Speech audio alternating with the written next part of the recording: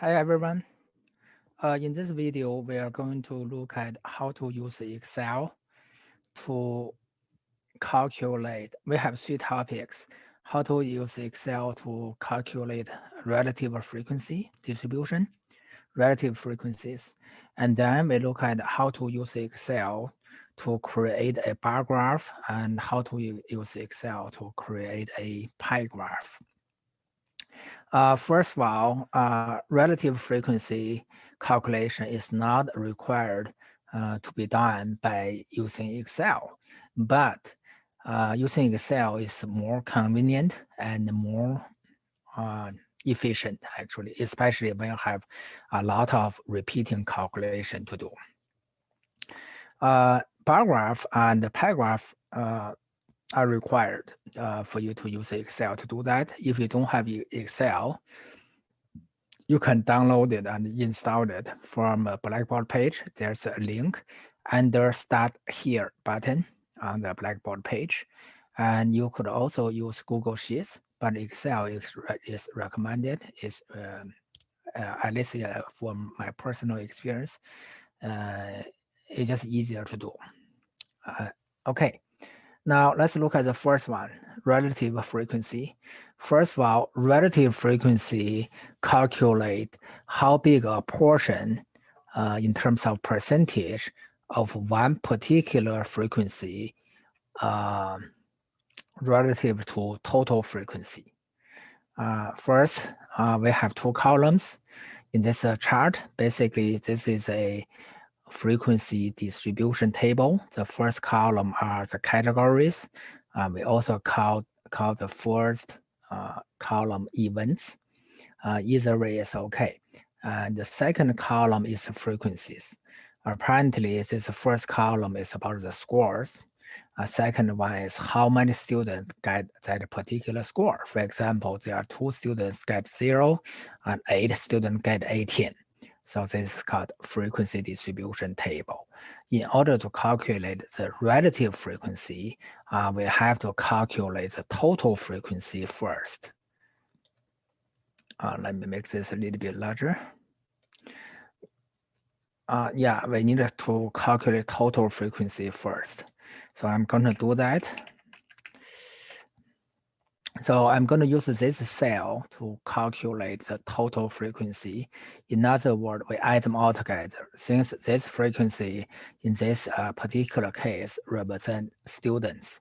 So basically, when I add this column together, it represents how many students who took the test actually. And then we calculate how many percent of students get 0, how many percent get 17, how many percent get 18, right? That's called relative frequency. It's a percentage. We also can express the relative frequency as a decimal. It depends on the requirement when you do your homework. First, let's calculate the total frequency. Basically, we need to add all of these numbers together. Everybody can add this number together by hand, by calculator, right? The reason we use Excel is that it's just more powerful, more efficient. So in Excel, whenever you need to do any calculation, you must start with the equal sign. Without equal sign, Excel will treat whatever you type in as a text. It's not going to do any calculation. Now, since I want to add this number together, the function to do that in Excel is called sum. See, this is sum. So first one highlighted, add all the numbers in the range of cells, right? But you can just ignore that if you're not interested in all of those functions in Excel. There are more than 500 of them. And you just type a opening parentheses. Now they are waiting you to input the numbers so that they can add them together. The Excel can add them together. You just select the first one and drag it down until you cover all of the numbers you want to add and close the parentheses. Now you're ready to add them together. Just hit the enter button. So we have 30 students who took the test. That means total frequency is 30. Now we want to know how many percent of students who got 0, how many percent got 5, how many percent got 12, right? That's called a relative frequency. In other words, we just use each individual frequency divided by total frequency. Now here's the thing. If you use calculator to do that, you just use 2 divided by 30 and put it in here. And next one, 1 divided by 30, put it in the second cell, and so on. And the problem with that is that how about if you have to calculate tables that have 200 rows? You have to repeat that calculation 200 times. That's why we use Excel. We just need to do one calculation, no matter how many rows. Okay, let's do that. Pay attention to see how I do that. Equals. Let me make this font bigger in here. So equals. Now, instead of typing 2, I just click this cell which contains 2. This way, Excel has a reference so that when we move down, Excel knows what's the next number going to be. So divide by 30. I just clicked on this 30. Now, don't hit enter. If you hit enter at this point, the Excel only calculates this one number, one relative frequency. For the next one, you have to repeat this whole thing. Then that's exactly not the reason we use Excel.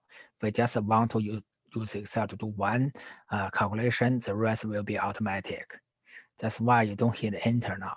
Since you want Excel to use each of these numbers in this column to divide by the same 30. In other words, 30 has to be fixed. They all divide by 30 one by one. How to fix 30? How do you tell Excel so that Excel knows so that they don't change 30, they change the other numbers? We do that by insert a $sign in front of this letter, in front of F, and also in front of 18. F is a column number for the 30, so that's F column. And 18 is a row number for this 30, row number 18. So by putting $sign in front of F and in front of 18, you just tell Excel, don't change the value, always use a value in the F column and 18th row. That means they don't change 30 anymore. And there are 2 ways to do that. Either you can just you manually type $sign in front of F and in front of 18, or if you're using Windows machine, that's a shortcut. You just type F4 button, like I'm doing here. Now we are ready to hit enter. So this is the number, and you can round it to certain digit as you required when you do your homework. Now here's the beautiful part. For the rest, you don't need to redo the calculation. All you need to select the first one because first one already contains formula in it, and move your mouse cursor on top of the small square until the mouse cursor changes the shape. See? Drag it down, let it go. We get all of relative frequencies. Okay, this is how to calculate relative frequency. This relative frequency altogether will be exactly 1, which means 100%. And if you do it by calculator and then you get all of these numbers, when you add them together, it may not be 1. More than likely, it's something close to 1, really close, but not 1. Because when you use calculator, when you write it down, you have to round it because there are countless digits. When you round it, you will have rounding error. So your final result total, if you're required to do that, is not going to be exactly 1, but your answer should be 1.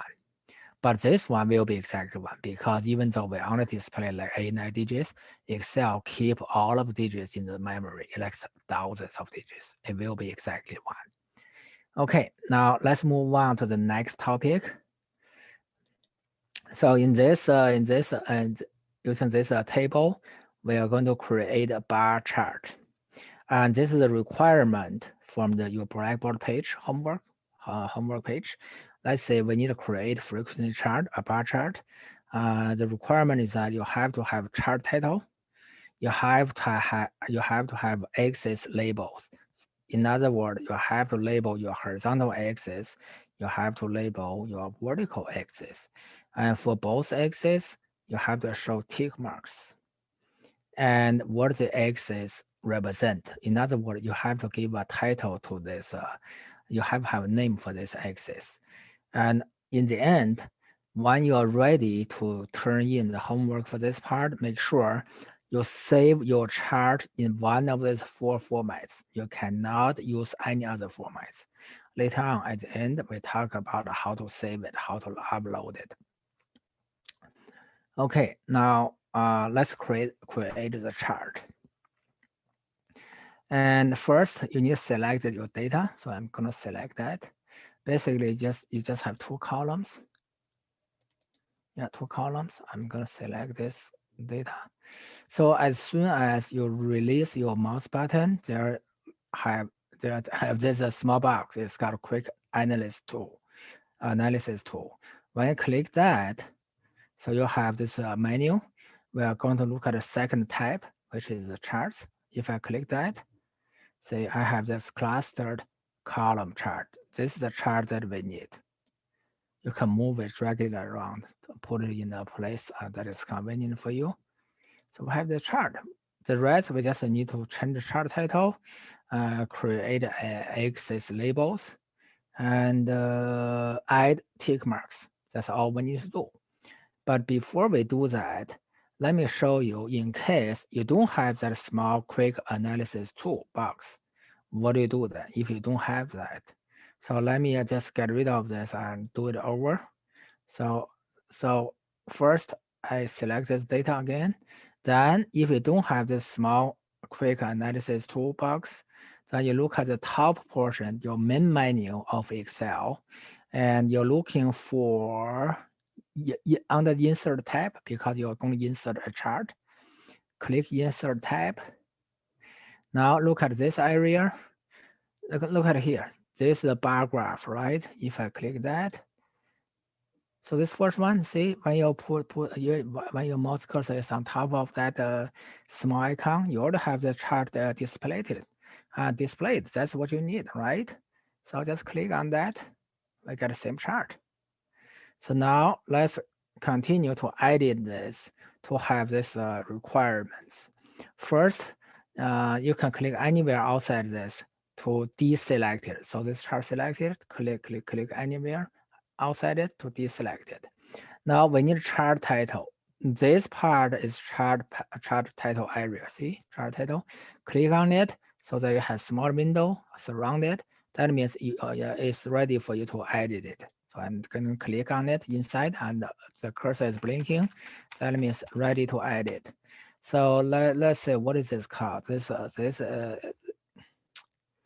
I remember from my memory, this numbers from 10 to 19, 20 to 29 in the first column of this frequency table, they represent how many hours a student spend on homework project. So basically it's hours. This one is frequency. That means 6 students spend anywhere between 10 and 19. 8 students spend anywhere between 20 and 29 hours and such. So this when we give a title to a chart, we want that title to be meaningful, right? So that when the readers read it, they know what this chart is about. So let me give you a title. Let's call it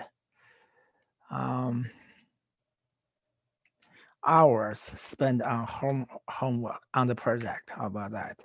Something meaningful.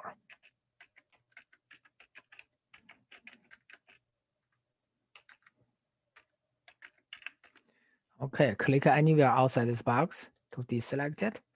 Now we're ready to do axis labels. Now to do that, click anywhere within this chart to bring up this 3 boxes, local boxes. Later on, we have a big box, toolbox. Now you need the first one. Click on that. You see axis already selected, checked. If I deselect it, to see what happens. So the axis are gone. So reselect that, but we need titles for axis. That's why you need to check this one. The chart title already checked because we already have chart title. Now X title, click on that. See we get an area where you can edit it to give a name for horizontal axis and vertical axis. They already highlighted the vertical one. You can do this one first. Either one is okay. So the horizontal one, since this from 10 to 29, 10 to 19, 20, 29, that's hours, right? Apparently that's hours. You can say time in hours or just hours, either way is okay. Time in hours, deselect it, reselect the vertical one and click on it and delete the old one. And old one is number of students, that's the vertical one, because how many students spend those hours. So this represents the number of students. Again, give it a name, a labeling that is meaningful. And the last one we need to do for this bar chart is adding tick marks for both axes. If I look at this closely, I already see tick marks for the horizontal one. Let's see between these two bars here. Yeah, but we don't have tick marks for the vertical one. Now this is what you do to bring up the toolbox to add the tick marks. First, for this this chart area, anywhere quick click, double click quickly, so it bring up this big toolbox. Now since we need to add tick marks, which is about this horizontal axis and vertical axis, and pretty much you need to click this area and to bring up the menu so that you can edit this part.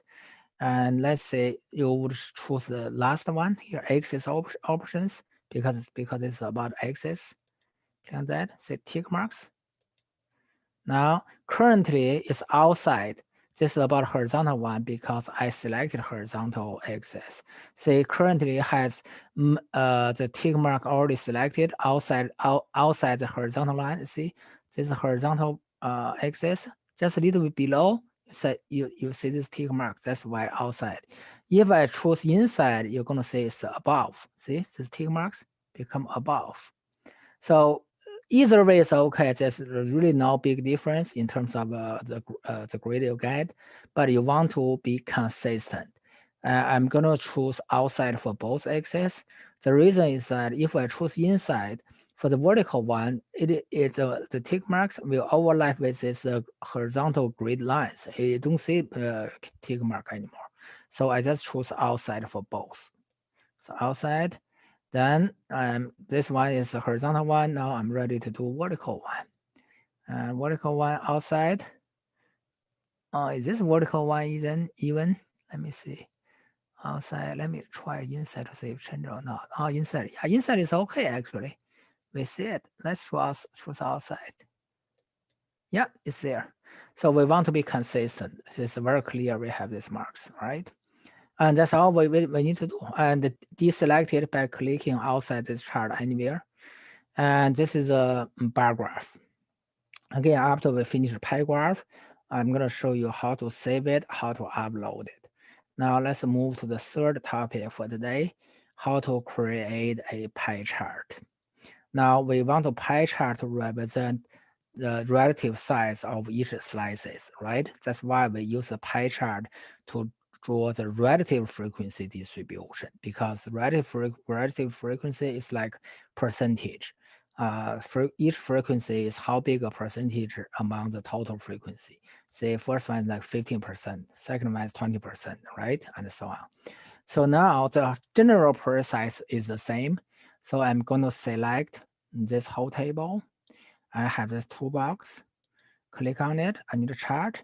So this time we have this pie chart option, right? Before when we did the bar chart, we didn't have that option because the Excel basically is smart enough to detect this time we are doing the relative frequency, which is more suitable for a relative for a pie chart, because pie chart give you how many percent of each slice relative to the whole circle, whole pie. So that's why we have this option.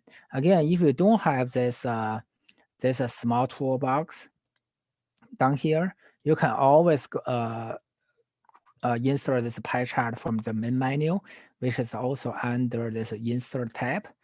You see, you have pie chart here, right? See the pie chart. No, did I do something wrong? Oh, I didn't select the data. No wonder we didn't get anything. Let me kill this one. So with this selected, Look at this pie chart again. See, we get exact same thing. Okay, let's see how to meet this requirement. First, you need to have a chart title. It's still about hours spent on the project. So let's just do that.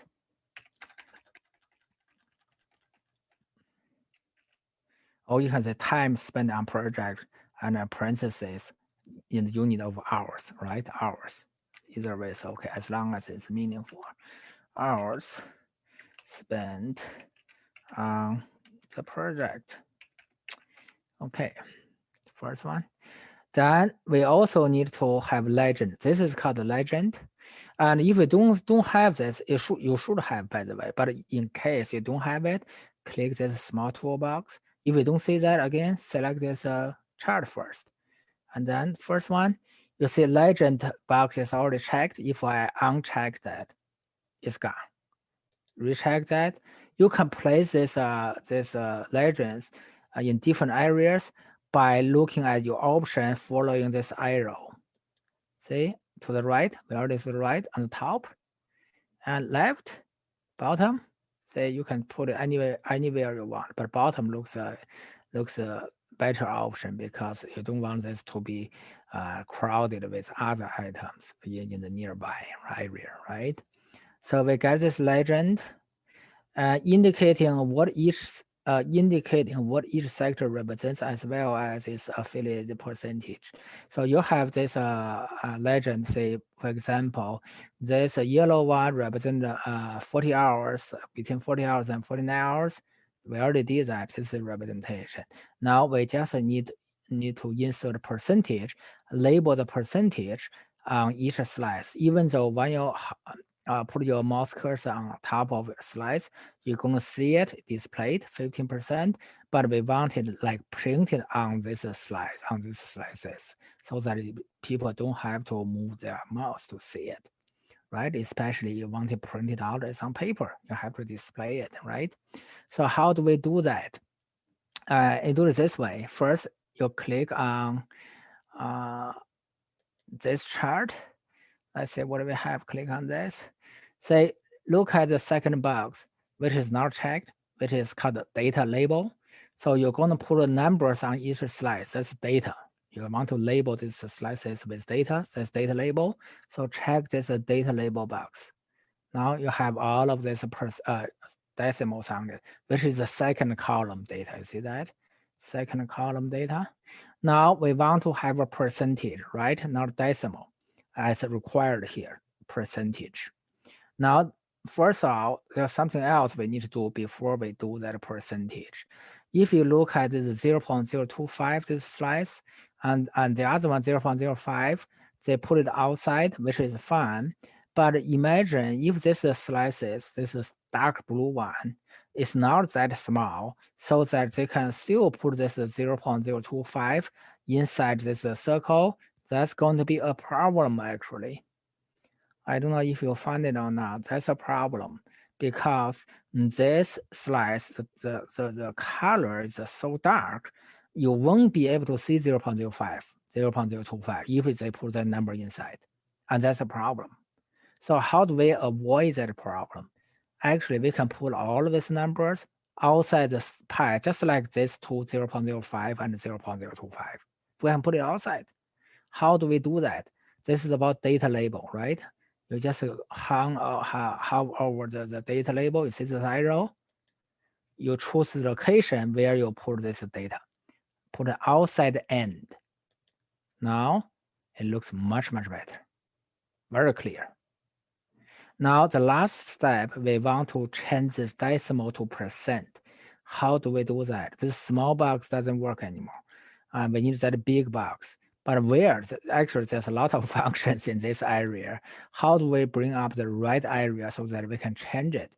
You want to double click this data quickly so that you see highlight the area we can edit it.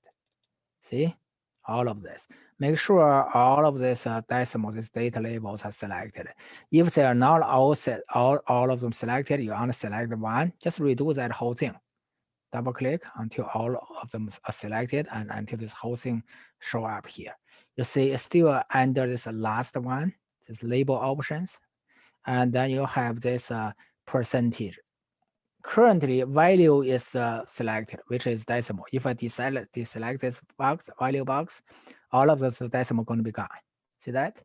Reselect that. Yeah. Now, but we don't need value, we need percent. So select this percent one.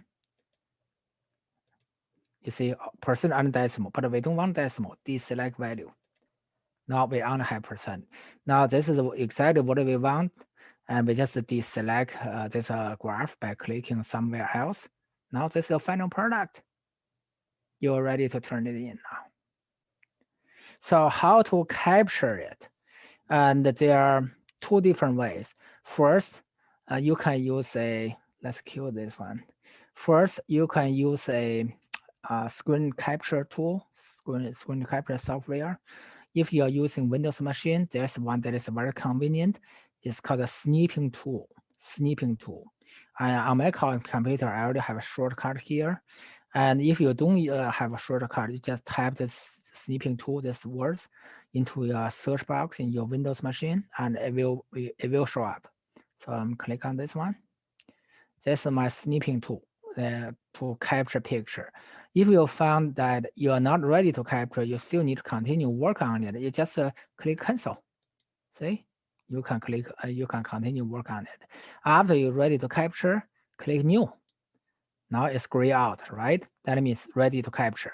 So I'm going to capture this. Just drag your mouse cursor around it. I capture it. Now you can save it using the save button or 5 save as. Either way is okay. This is the attendance of my class. But you just need to remember where you save it so that when you upload it, you know where to find it, right? Give you a name so that you can remember. This is one way to save it. Another way to save it is that if you don't have this snipping tool, or you use a Mac machine or whatever, you can save this Excel file as a PDF file. You don't have to capture it. Save it as a PDF file. Don't save it as Excel because it's not one of those 4 required. Even save it as a picture after you capture it, it will be one of the 3. Select GIF, PNG, JPEG. Say, let me show you again maybe. Let's say snipping tool. Right? Save as. Look at this type. PNG. This is one of the format allowed. GIF, JPEG. Right? Any one of the 3 is okay. So now you can save it, or you can save this Excel as a PDF. So go to the left up corner, click File button, and Save As. Now here in the second window, you don't save it as Excel workbook. Instead, click this drop down arrow, scroll down at almost bottom, you have a PDF. See, save as a PDF file. Then you